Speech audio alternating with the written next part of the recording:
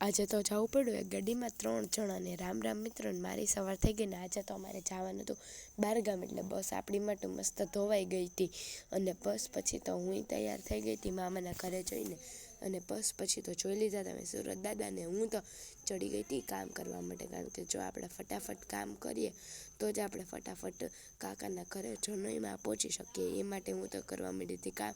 અને પછી તો મને મારા મામા મૂકવા આવ્યા હતા મારા કાકાને ત્યાં અને પછી મસ્ત તૈયાર થઈને વિધિ શરૂ થઈ ગઈ હતી અને રાત્રે તો પહેરવાના હતા બધાને વ્હાઈટ કપડાં હલ્દીમાં એટલે મસ્ત મેં વ્હાઈટ કપડાં પહેરી લીધા હતા એટલે હવે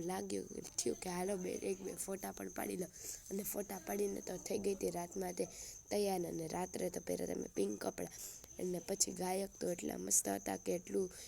રમ્યા કે 2 કલાક સતત રમી નાખ્યું 19 સેલ્સિયસ ઠંડીમાં પણ મને તો પરસેવો વળી ગયો તો એવું રમી નાખ્યું ને બીજા દિવસે સવારે હું તૈયાર થઈને મેં કર્યું સવારના ફોનમાં મેન ફોકસ જમવા ઉપર અને પછી તો અહીંયા ભિક્ષા પીરસાતી હતી અને એ થઈને પછી તો અમે ચાલ્યા ગયા હતા બળવા દોડાવવા માટે અને એમાં તો બહુ બધું પબ્લિક હતું અને પછી તો ઘરે આવવાનું હતું એટલે મસ્ત બસમાં બેસી ગયા અને બસમાં બેઠા એ ભેગા મેં જોઈ લીધું પિમ્પલ અને પછી તો શરદી ઉધરસ આપણને થઈ ગયા હતા એટલે વિક્સ સૂંઘતા આપણે સૂઈ ગયા અને પછી રાત્રે તો થોડોક ખાઈ લીધું નાસ્તો અને પછી તો ફાઇનલી અમે ઘરે